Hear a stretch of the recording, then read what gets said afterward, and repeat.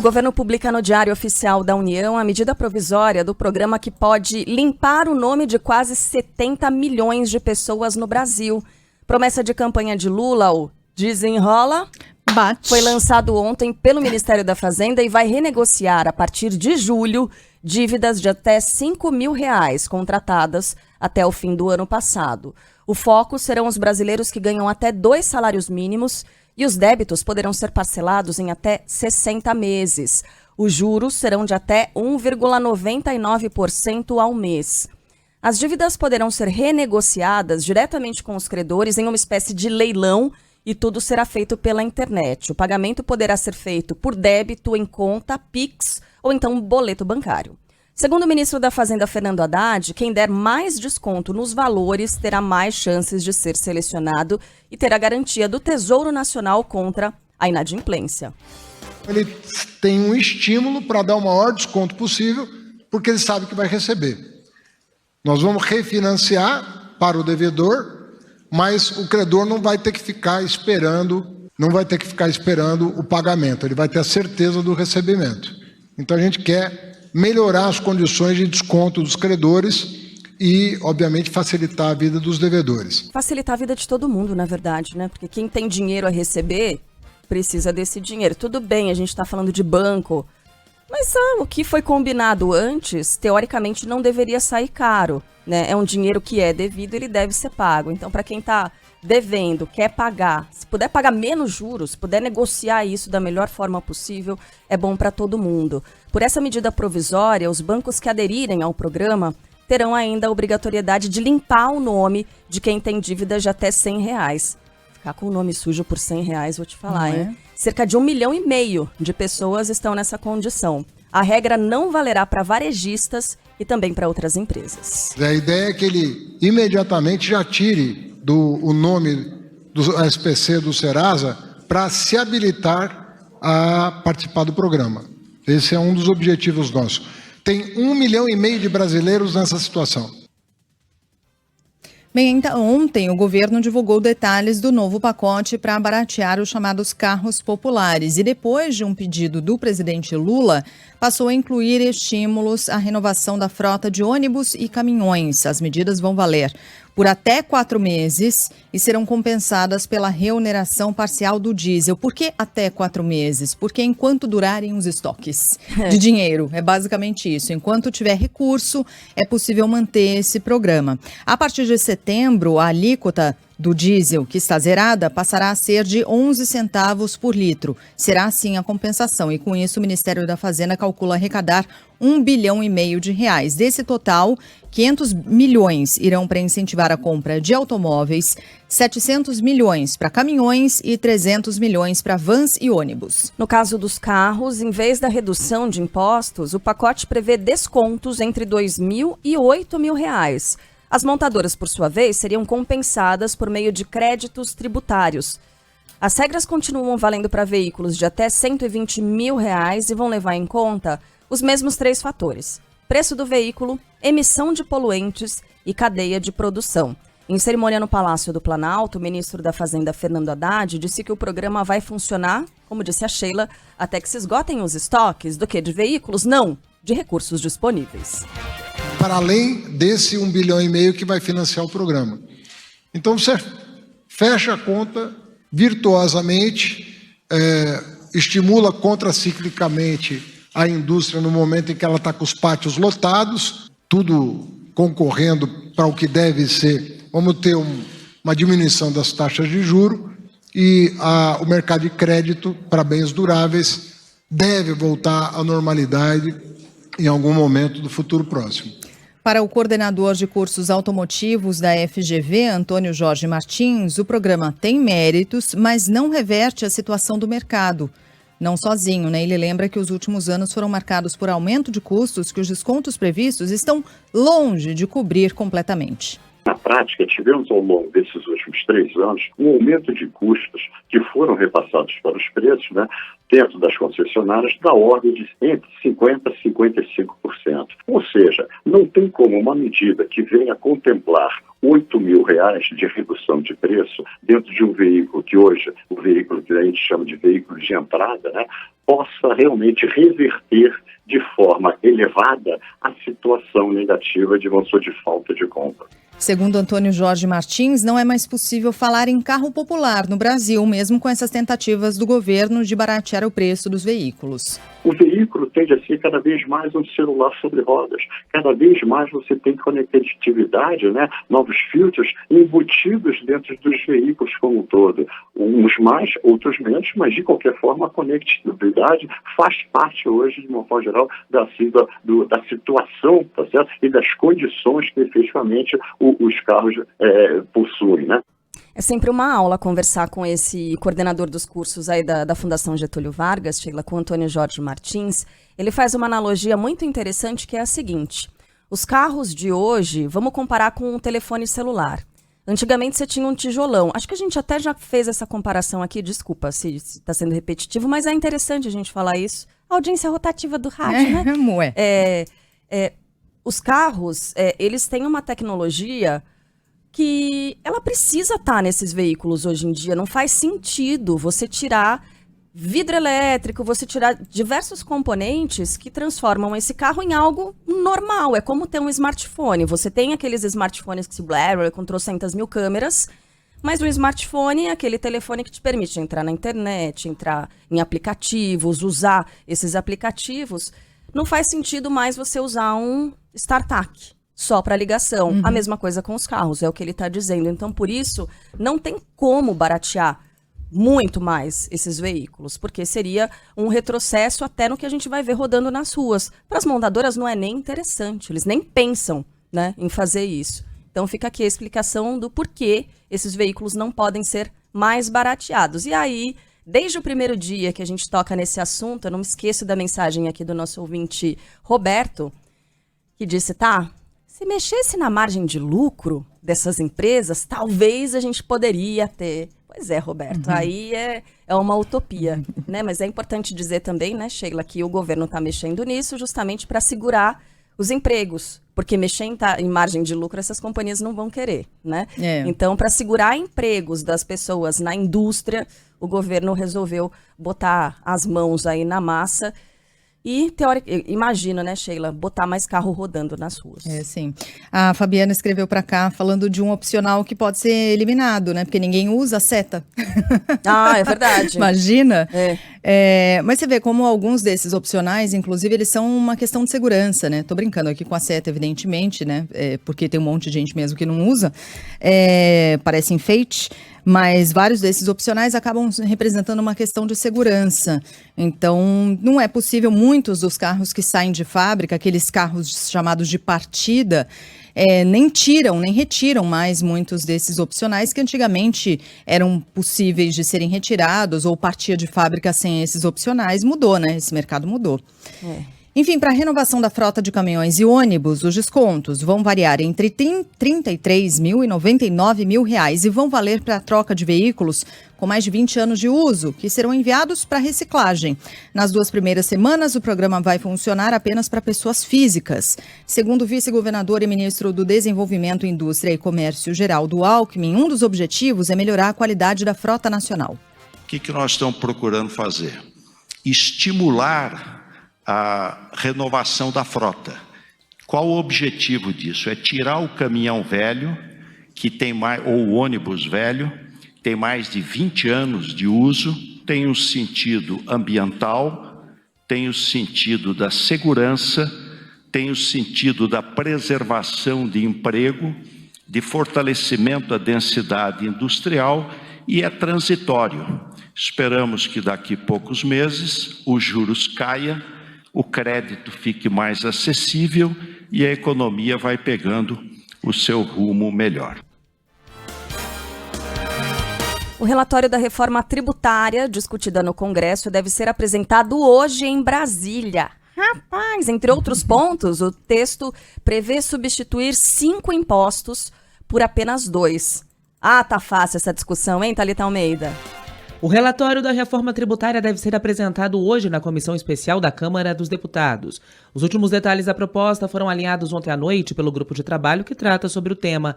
Entre as diretrizes do projeto está a criação de um fundo de desenvolvimento regional para substituir os programas de incentivo tributário. Os percentuais ainda serão definidos, mas no relatório já vão constar pontos em consenso como o IVA dual. O Imposto de Valor Agregado estabelece uma alíquota para estados e municípios e outra para a União. Outra questão é em que momento haverá a cobrança do tributo. O deputado Reginaldo Lopes, coordenador do grupo de trabalho sobre o tema na Câmara, explicou. Hoje cobra na origem, onde emite a nota fiscal. Então, o imposto será cobrado no destino. Isso é muito importante para enfrentar as desigualdades regionais, né? Porque, de fato, o critério de população e aonde mora o consumidor, onde o cidadão vai consumir, é um critério menos concentrador de riqueza. É lógico, os estados mais pobres vão ganhar mais do que os estados mais ricos, esse critério do destino, né? Mas a questão de justiça federativa também, né? Outra ideia incluída no texto é a cobrança do IPVA para lanchas, iates e jatinhos. As alíquotas ainda não foram definidas. Durante o evento em São Paulo, o presidente da Câmara, Arthur Lira, afirmou que a proposta ainda precisa ser bem discutida no Congresso. O presidente deu e está ciente que é necessário que nós façamos a reforma tributária e o nosso compromisso é de pautar essa reforma ainda antes do recesso desse semestre. E lógico que eu não tenho ousadia nem faria de dizer que garanto a aprovação está certa num tema tão cético, discutido há tantos anos. Depois da entrega do relatório na Câmara, o próximo passo é o debate com as bancadas para definir o texto final que será levado a plenário. Vai longe, hein? Vai longe essa história. É curioso ouvir o presidente da Câmara, Arthur Lira, dizer que a proposta ainda precisa ser bem discutida no Congresso, porque a gente quase não discutiu reforma tributária nas últimas décadas, né? Mas é isso, porque o texto vai mudando, aí altera de novo. Quando a gente fala de reforma, a gente sempre fala, mas qual reforma tributária? São muitos modelos de reforma tributária. Aí você precisa acomodar todos os interesses, e são muitos, atender setores, receber pressão. Vai longe, mas vai longe ainda essa história. É interessante, Sheila, porque a depender do cálculo, alguns setores podem ser super desonerados e outros simplesmente não sobrevivem, né? Por causa de determinados detalhes ali, você cobra uma coisa e desonera outra. Então, é uma discussão de fato muito, muito complicada, muito cabeluda. Ô, Sheila, vários ouvintes falando você... Eu rebaixei o vice-presidente. Você rebaixou. Vice-presidente Geraldo Alckmin. Vice-governador, é isso? É, falei vice-governador. Devolvi o Rodoanel para ele, né? Em São Paulo, a obra do Rodoanel Trecho Norte. Não, gente, vice-presidente. Obrigada a todos os ouvintes que mandaram mensagem para cá. Bom, mais cedo, Arthur Lira se reuniu com Lula, que reforçou o compromisso de melhorar o diálogo com o Congresso. Os dois se encontraram ontem, depois das dificuldades do governo para aprovar a MP dos ministérios, depois daquela operação também da Polícia Federal que deixou muita gente de cabelo em pé na própria equipe de Arthur Lira. E o João Pedro Melo está por aqui para contar mais pra gente desses bastidores de Brasília e também das informações oficiais, né, João Pedro? Bom dia para você. Oi, Carla. Oi, Sheila. Bom dia para vocês, para todo mundo que está nos acompanhando. Pois é, a gente está de olho nessa questão pelo seguinte, porque tem gerado alguns atritos ao longo dos últimos dias, né? Mas não são atritos públicos, são aqueles que ocorrem de fato nos bastidores, no momento do trabalho ali para colocar a pauta em cima da mesa, para se discutir, de fato conversar com relação ao que vai ser votado. Ontem, por exemplo, a gente teve o presidente Lula reforçando o compromisso de melhorar o diálogo com o Congresso. Sentiu a situação apertar na última semana, principalmente durante a votação daquela medida provisória, e por isso prometeu essa questão ao presidente da Câmara, Arthur Lira, e também a líderes, obviamente, da Câmara e do Senado. Parlamentares da própria base aliada estão cobrando o seguinte, a liberação de emendas, e estão reclamando também da demora em nomeações para cargos que foram acordados previamente. Essa falta de articulação, a gente sabe bem, como falei agora há pouco, quase custou a aprovação daquela medida provisória dos ministérios.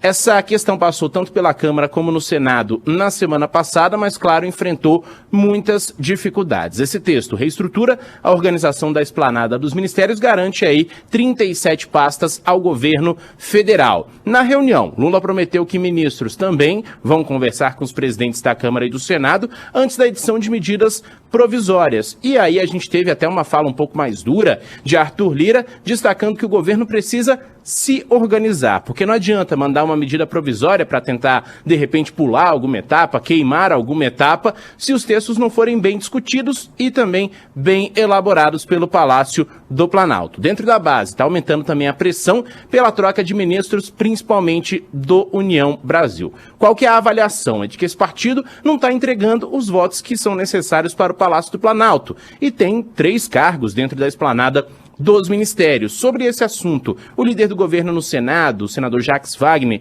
reforçou que a articulação política é essencial e que só o aspecto técnico não vai bastar para resolver essa questão. Quem que é ministro? É ministro porque sou técnico. Todo mundo é técnico e político. O desempenho corre em 2 seções. Primeiro, entregar o que a pasta demanda. Segundo, é entregar uma relação política. Pois é, e ontem Arthur Lira classificou essa conversa que teve com o presidente Lula como amistosa, agradável e institucional. Ele destacou que o governo já começou a fazer um esforço para a construção dessa base aliada e no Senado essa articulação também já começou. Ao lado aí do ministro das Relações Institucionais, Alexandre Padilha, Lula se reuniu ontem com os senadores aliados no Palácio do Planalto. Eles trataram de demandas do agronegócio, do projeto que define as regras para militares que queiram se candidatar em eleições e principalmente sobre a nova regra fiscal. Essa proposta do novo marco deverá ser analisada no Senado no próximo dia 12 de junho. Então é uma questão tanto quanto delicada nessa formação da base, mas aparentemente depois dessa conversa, desse sacode, se a gente pode dizer assim, que foi dado por Arthur Lira ontem, o presidente Lula acordou e está de fato negociando essa base aliada para conseguir os votos necessários para o governo. Esse sacode é ótimo, Gente, né? serão o termo. longos Mas foi mesmo, 4 anos, hein? Porque se no começo do primeiro ano, a gente chegou à metade do primeiro ano de governo e as coisas estão desse jeito, era o momento da lua de mel, né? Como costuma se dizer. E você imagina no período ali pré-eleitoral como é que não estarão as coisas, hein, João Pedro? Que medo. Pois é, muita coisa para acontecer ainda, né? E a gente tem, querendo ou não, uma eleição bater nas portas aí, né? Que é a eleição para prefeituras, né? Vereadores, essas questões que estão chegando por aí. Então, tudo isso movimenta bastante a capital do país e, obviamente, movimenta também a base aliada do governo, assim como a oposição. Então, muita água vai passar debaixo dessa ponte aí, pelo menos ao longo desses próximos meses. Obrigada, João Pedro. Bom trabalho por aí. Até mais tarde. Valeu, um grande abraço. Até mais. Valeu. A gente ainda segue com os assuntos de Brasília, porque na Câmara, um ex-assessor de Arthur Lira, investigado pela Polícia Federal, deixou o cargo. Luciano Cavalcante, que chegou a acompanhar o deputado em agendas e viagens, estava lotado na liderança do PP na casa. Ele é suspeito de envolvimento num esquema de desvio de recursos na compra de kits de robótica em Alagoas. E um motorista dele chegou a ser flagrado pela Polícia Federal, recebendo uma suposta entrega de dinheiro do casal Pedro Magno e Juliana Cristina, acusado de operar o esquema em Brasília. Fala aí, André Viana. O presidente da Câmara dos Deputados, Arthur Lira, assinou o documento de exoneração de Luciano Ferreira Cavalcante, após escândalo sobre fraude na compra de kits de robótica. Ele era secretário particular no gabinete da liderança do PP na casa e já havia sido assessor de Lira. Luciano Ferreira Cavalcante foi alvo de uma operação da Polícia Federal que apura um esquema de lavagem de dinheiro em Alagoas. A fraude teria ocorrido em licitações para a compra de kits de robótica a municípios do estado. Segundo as investigações, os processos teriam sido realizados entre 2019 e 2022 com recursos do Fundo Nacional de Desenvolvimento da Educação, o FNDE.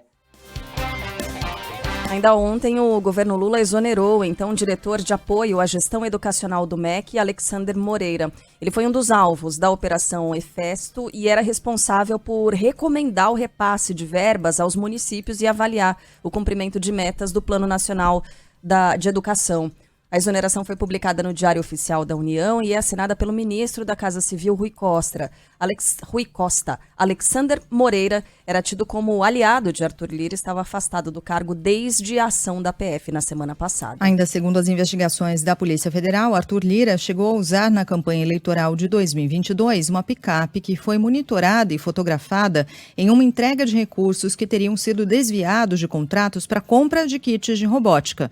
O veículo, um Toyota Hilux, pertence ao empresário e policial civil Murilo Sérgio Juca Júnior, também alvo de busca e operação nessa Operação Efesto, deflagrada na última quinta-feira. Foi um endereço ligado a ele, em que a Polícia Federal encontrou um cofre lotado com pelo menos 4,5 milhões de reais em dinheiro vivo. De acordo com a prestação de contas de Arthur Lira, o carro foi emprestado de graça para que o presidente da Câmara o usasse por 10 dias durante a campanha. A doação foi estimada em R$4 mil.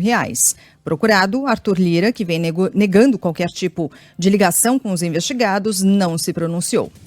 O Tribunal Superior Eleitoral marca para o dia 22 de junho o julgamento de uma das ações que podem tornar Jair Bolsonaro inelegível. Nesse caso, o ex-presidente é acusado de abuso de poder político e uso indevido dos meios de comunicação ao se reunir com embaixadores em julho do ano passado para atacar as urnas eletrônicas, para mentir mesmo, deliberadamente. A expectativa é que a análise da ação dure pelo menos 3 sessões e o Ministério Público já se manifestou pela inelegibilidade de Jair Bolsonaro. De acordo com o advogado Alberto Rolo, especialista em direito eleitoral, tá, essa piadinha todo mundo já fez. Sempre que a gente fala sobre o nome da família, porque são vários advogados dessa família, né, Sheila? Tem ouvinte que escreve para cá. Mas, enfim, é um super especialista em direito eleitoral. Ele diz que outras acusações devem pesar também contra o ex-presidente. Esses outros elementos que foram acrescentados no processo, por exemplo, aquela minuta, né, do golpe, com certeza vão servir para formar convicção. Formar convicção no sentido de que o então presidente já estava agindo, um conjunto de coisas, né? E ele agia em prol da candidatura dele, mas falando mal do sistema eleitoral, falando mal da urna eletrônica, falando mal do TSE. Então, tudo isso eu imagino que seja mais, né? Esses elementos são mais um reforço no sentido de formar a convicção dos juízes. Jair Bolsonaro nega que tenha cometido qualquer tipo de crime e alega que apenas expôs como funcionava o sistema eleitoral brasileiro. Segundo a defesa dele, a postura do ex-presidente não significa que ele seja contra as regras e nem que ele atue contra a democracia. Em setembro, Jair Bolsonaro chegou a ser condenado ao pagamento de multa de R$20 mil por propaganda eleitoral antecipada no caso da reunião com os embaixadores. Ele ainda responde a outras 15 ações no TSE. O governo federal anuncia um pacote para combater o desmatamento ilegal na Amazônia, com a meta de eliminar o problema até 2030. 2 medidas se destacam: o embargo de metade das áreas desmatadas dentro de unidades de conservação federais, com base no monitoramento por satélite, e o desenvolvimento de um sistema de rastreabilidade dos produtos agropecuários e minerais que saem da Amazônia para conter o financiamento de práticas ilegais. O presidente Lula diz que o governo vai investir em produtividade no campo e apoiar quem pretende recuperar solos degradados. A verdade é que a luta contra a fome, que passa pela produção de alimentos baratos e saudáveis, é também a luta pela preservação do meio ambiente. Mas é preciso que os países ricos também façam a sua parte. Foram eles que, ao longo dos séculos, mais devastaram as florestas. E são eles que hoje mais emitem gases de efeito estufa. Ainda ontem, Lula vetou o trecho da medida provisória que mudava o combate ao desmatamento no bioma da Mata Atlântica. Agora caberá ao Congresso dar a palavra final, mantendo ou então derrubando o veto presidencial. Importante lembrar, ontem foi o Dia do Meio Ambiente, né? Até por isso houve essas sessões especiais, houve pronunciamento também da ministra Marina Silva, falou durante esse evento no período da tarde, antes do presidente Lula. Também houve um pronunciamento oficial, né, em cadeia de rádio e TV, da Marina Silva, ali por volta das 8h30 da noite, falando sobre a importância do Brasil nesse cenário nos próximos anos. Lembrando que o Brasil vai receber em 2025, em Belém, né, no norte do país, a COP25, que é o encontro internacional para tratar, para abordar justamente as questões ambientais, e a defesa desse governo é de que o Brasil deve se tornar referência, né? Deve se colocar na liderança das questões ambientais e do combate ao desmatamento ilegal e também das questões da sustentabilidade.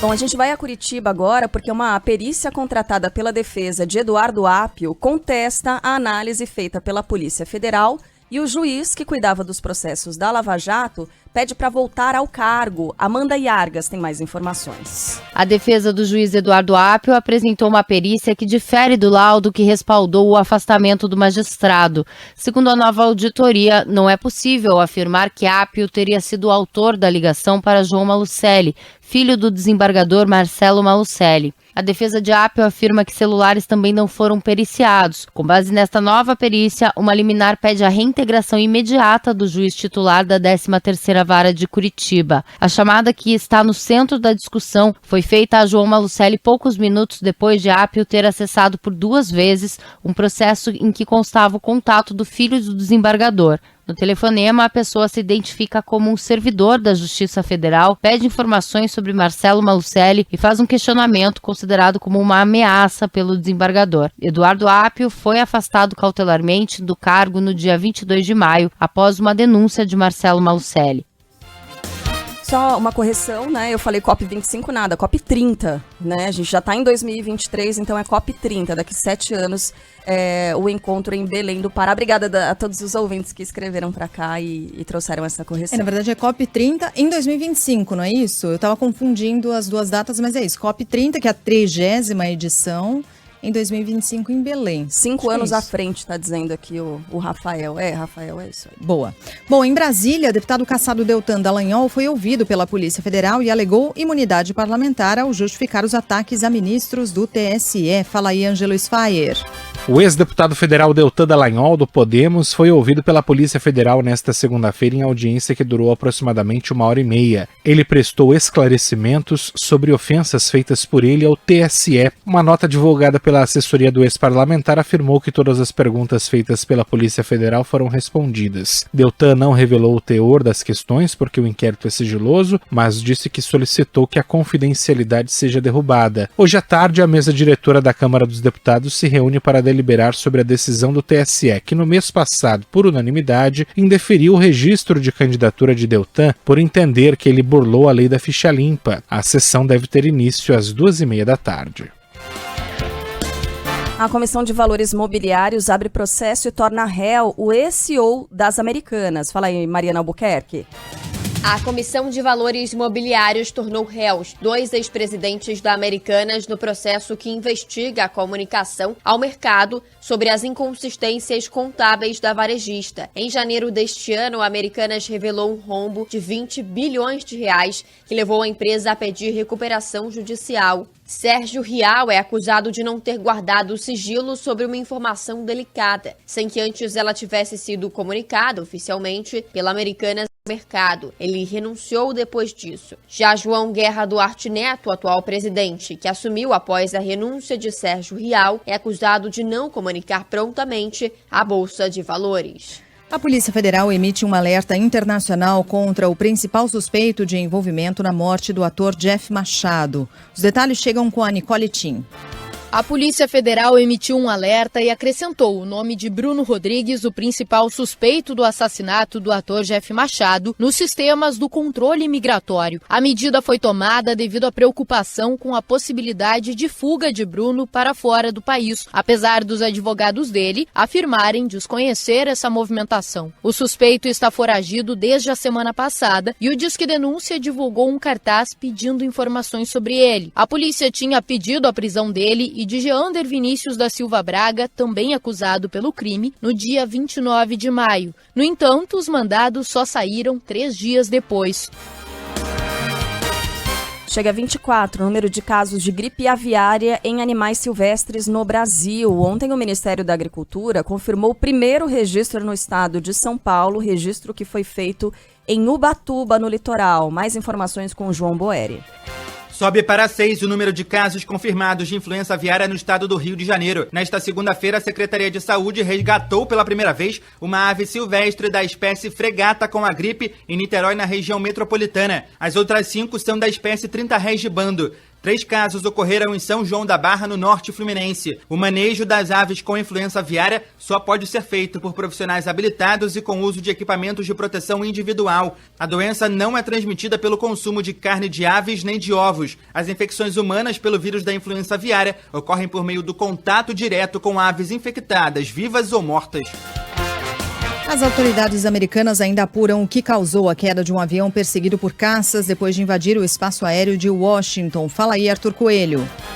O piloto do avião que caiu nos Estados Unidos no fim de semana foi visto aparentemente inconsciente durante o voo. A informação é do piloto de um dos caças que interceptou a aeronave no domingo em entrevista ao The Washington Post. Ele diz que viu o condutor com a cabeça caída. Além do piloto, uma criança de 2 anos, a mãe e a babá morreram no acidente. O avião que saiu do Tennessee com destino a Nova York caiu após invadir o espaço aéreo de Washington e ser perseguido por caças. Para especialistas, os dados do voo sugerem que o piloto ficou inconsciente e que o avião ativou o piloto automático até ficar sem combustível. Um relatório preliminar deve ser divulgado em até 3 semanas.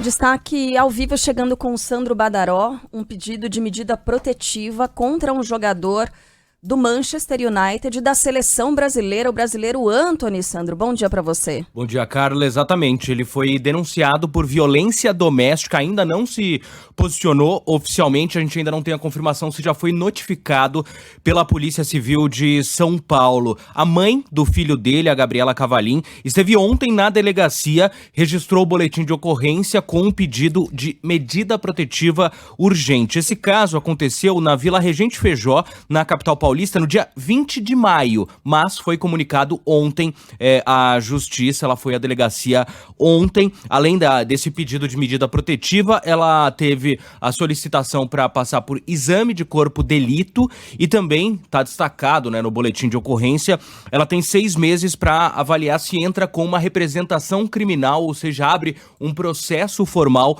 contra o jogador do Manchester United e também da seleção brasileira. Então ele não se pronunciou ainda, a gente já está em contato também com a defesa do jogador, entramos em contato com ela, aguardamos um posicionamento, assim como da Polícia Civil de São Paulo. A gente não tem detalhes do caso, exatamente como se deu a ocorrência, o que tem é a denúncia de violência doméstica com esse pedido de medida protetiva. A gente aguarda, então, os trâmites em relação a esse boletim de ocorrência que foi registrado, assim como o posicionamento. Antony, que é jogador do Manchester United, esteve no último jogo da seleção brasileira, a derrota pro Marrocos por 2-1. Tá um rolo essa história do Antony, porque o Antony era casado, e aí depois da divulgação da coluna de um fofoqueiro, o fofoqueiro mais conhecido do Brasil na atualidade, de que ele teria um affair com essa DJ, a Gabi Cavalim, ele se separou da então mulher, e aí, pouco tempo depois, eles apareceram juntos, Antony e Gabi Cavalim, e aí ela ficou grávida do jogador e tudo mais, e agora volta aqui. No fim do ano passado, algumas notícias davam conta de que, nossa, acabou o affair, eles deixaram de se seguir nas redes sociais, sabe esse tipo de manchete aí, sensacionalista, caça-clique?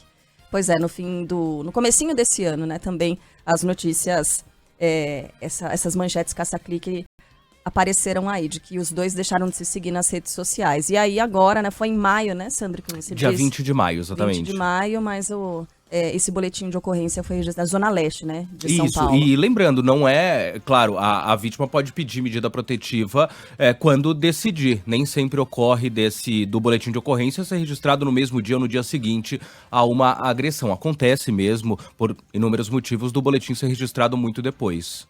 Obrigada, Sandro.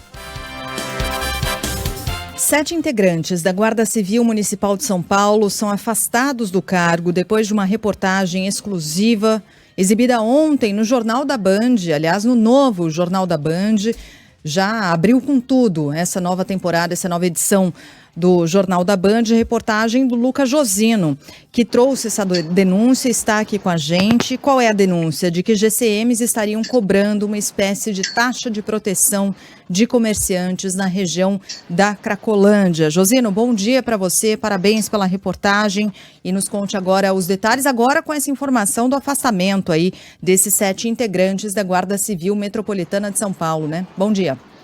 E aí, Sheila, bom dia para você também, para a Carla, para o Megali, para os nossos ouvintes aqui da Band News FM.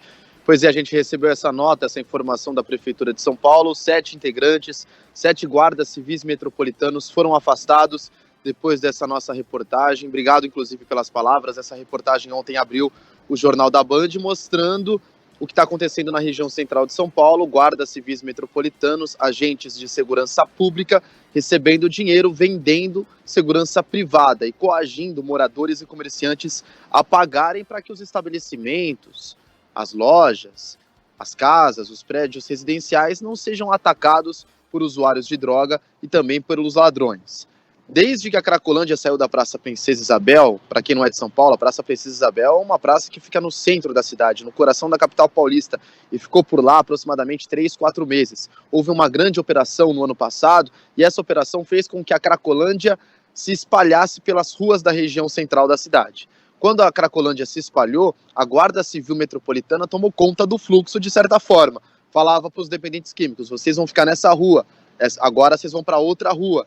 Isso fez com que agentes de segurança despertassem e tivessem uma oportunidade de ganhar dinheiro, criassem na cabeça deles que eles poderiam vender uma segurança privada, porque a insegurança tomou conta da região. O número de roubos, de furtos, os crimes em geral cresceram muito no centro de São Paulo depois que a Cracolândia se espalhou.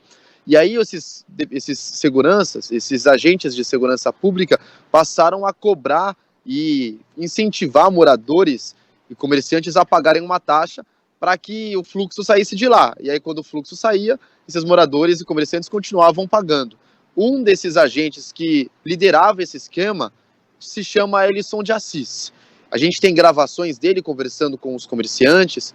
Assis fez parte da corporação da GCM por mais de 23 anos, ele continua sendo da GCM, da tropa de elite da GCM de São Paulo, da Inspetoria de Operações Especiais, e ele conversava livremente com os comerciantes, se apresentando como GCM. Nós somos uma família, se alguém mexer comigo, no mínimo 18 viaturas na cola. Nós somos a rota da GCM, irmão. Eu tô pra ajudar, não tô pra extorquir ninguém. Tem cara que cobra 5 mil, 4 mil reais, irmão, por loja. Eu prefiro ter um contratante / amigo. Guerreiro, eu sou GCM. Procura aí, ó, Inspetoria de Operações Especiais. Eu tô na GCM há 23 anos. É milícia, né, Josinó? Tem é nome, milícia. é isso. É. Bom, a gente entrevistou vários especialistas em segurança pública e todos foram enfáticos em falar que é assim que se nasce uma milícia. Assim que aconteceu no Rio de Janeiro, quando milicianos tomaram conta de alguns morros cariocas, tiraram os traficantes de lá e começaram a cobrar taxa para pagamento de gás, pagamento de luz, pagamento de gato net. E isso está acontecendo aqui em São Paulo também, só que por enquanto apenas com a segurança particular, de certa forma, que é cobrada por esses agentes da GCM de São Paulo. Quando o Assis ele fala, por exemplo, Carla, que tem 18 viaturas à disposição, essas viaturas são da Guarda Civil Metropolitana, pagas com o seu dinheiro, com o meu dinheiro, com o dinheiro do nosso ouvinte, imposto em geral. Essas viaturas estão ali para promoverem a segurança pública da cidade, fazer o resguardo do patrimônio histórico da cidade de São Paulo. E estão sendo utilizadas também para trazer segurança para aqueles que pagam uma taxa para que estabelecimentos não sejam atacados. A gente tem outras falas do Assis também. Eu comecei a trabalhar lá em julho, tô até hoje. Eu fui a única empresa que conseguiu resolver o problema. Que depender de mim, se você pegar os relatos lá e perguntar no nosso sistema de trabalho, eles vão falar. Sistema de trabalho, ele paga 2 vigilantes que ficam embaixo de um guarda-sol. Esses vigilantes, quando acontece alguma coisa, eles têm o rádio, eles já acionam o Assis, que aciona a Guarda Civil Metropolitana, que prontamente vai até o lugar para resolver o problema. É assim que funciona. E quem falou isso pra gente foram os comerciantes. Um deles pediu para não ser identificado, aceitou em conceder uma entrevista, conversou com a gente, disse que foi coagido várias vezes a pagar essa taxa. E se não pagasse... Desculpa, Lucas. E se não pagasse? É o que ele diz agora. Ou paga ou arque com as consequências, ou tem gente na sua porta, entendeu? Me senti meio coagido e também, assim, meio invadido, né? Exposto de uma forma negativa mediante a todos que estavam pagando ali. E como ele era exposto de uma forma negativa e coagido a pagar? Por meio de uma lista, Sheila e Carla. Essa lista apresentava lá para todos que queriam ver, os moradores e comerciantes. Bom, a padaria paga, a mecânica paga, o prédio tal paga, a banca de jornal paga, esse aqui não tá pagando. Por que não tá pagando? Aí o cara ia lá cobrar, ó, esses aqui estão pagando, você não. Você precisa pagar também. Ah, você não tem o dinheiro? Então você pode fazer de uma outra forma, paga esse tanto, no mês que vem você acerta de uma outra forma. a gente recebeu várias mensagens em grupos de WhatsApp das cobranças dos vigilantes do Ellison Assis. E os vigilantes cobravam por cada loja entre R$300 e R$500, dependendo do tamanho da loja. E os prédios residenciais entre R$1.500 e R$3.000. Esses valores eram pagos são pagos ainda 2 vezes por semana. E, por exemplo, os prédios comerciais são divididos pelos moradores, que acertam junto com o condomínio. Aí o síndico vai lá e faz o Pix para uma empresa de fachada que funciona com o nome de um laranja, e esse laranja repassa o dinheiro para o Ellison Assis. Mas o Ellison de Assis, por exemplo, Guarda Civil Metropolitano, também tem uma taxa, também tem uma empresa no próprio nome. E isso também é uma ilegalidade. Tem uma lei municipal que proíbe guardas civis metropolitanos de terem empresas de segurança no próprio nome, e ele também é sócio administrador dessa empresa.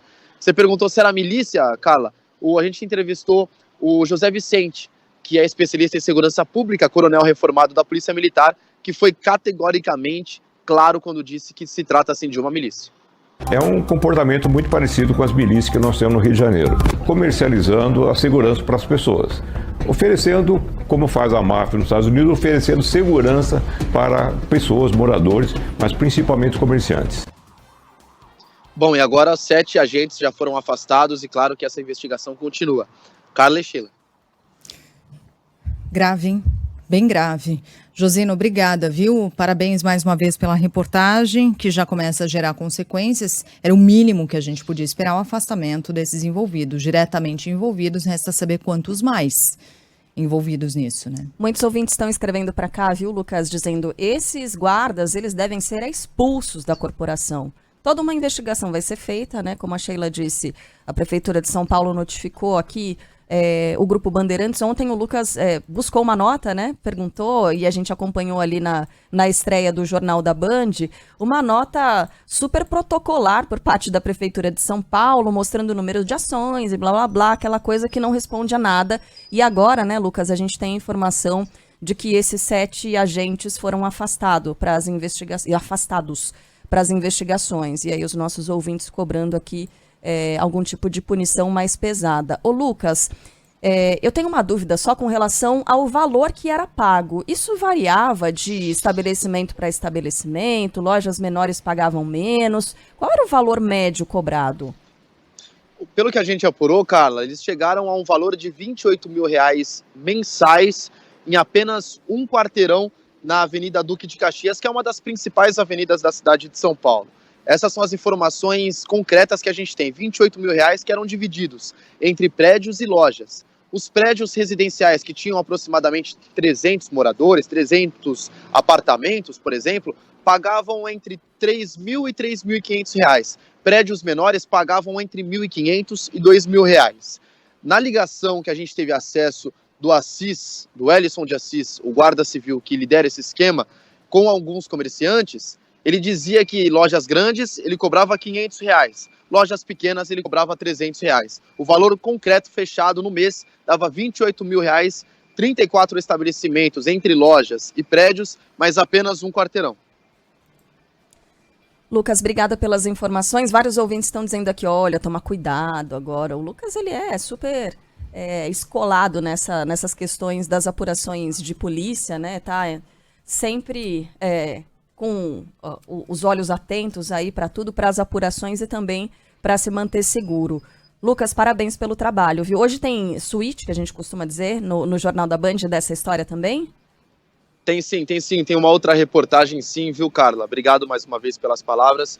E a gente está de olho na repercussão. A gente está agora em contato com as autoridades públicas, prefeito, governador, o vice-governador, inclusive, que deu uma entrevista importantíssima aqui na Band News FM, levantando esse assunto na semana passada, que já estava investigando. Agora a gente trouxe todos esses detalhes. Então a gente deve ter repercussão e, claro, antes mesmo da própria reportagem do Jornal da Band, o que a gente tiver de informação, a gente vai trazer ao vivo aqui com vocês também. Até porque o prefeito está devendo uma palavra, né? Cadê o prefeito Ricardo Nunes para falar sobre isso? Deve falar, pelo menos é isso que a gente espera, né? Precisa se manifestar, precisa falar alguma coisa sobre isso. Valeu, Josino, até mais. Um beijo para vocês, até mais. Vamos pro Rio de Janeiro, Sheila? Bora. Porque o Flamengo atropela o Vasco, cola no G4, coloca o rival na penúltima posição na tabela do Campeonato Brasileiro, mas depois do jogo, que pena, né? Confusão e das grandes. Fala aí, Amanda Oliveira. O Flamengo goleou o Vasco por 4-1 no clássico desta segunda-feira no Maracanã. Em jogo válido pela 9ª rodada do Brasileirão, Eric Pulgar, Gerson, Pedro e Ayrton Lucas marcaram para o rubro-negro e Jair diminuiu para o Cruz Maltino. No entanto, o clássico dos milhões foi marcado por confusão. Após a partida, 11 pessoas foram presas. 2 homens foram detidos e 36 fogos de artifício foram apreendidos pela PM em frente à sede do Clube Vasco da Gama, na zona norte do Rio. Já na Gardênia Azul, na zona oeste do Rio, 9 pessoas foram presas e pedaços de madeira que seriam utilizados para briga entre torcidas organizadas foram apreendidos. Fazendo história em Roland Garros, a brasileira Bia Haddad Maia volta a entrar em quadra amanhã. Quem tem as informações pra gente é o Bruno Camarão.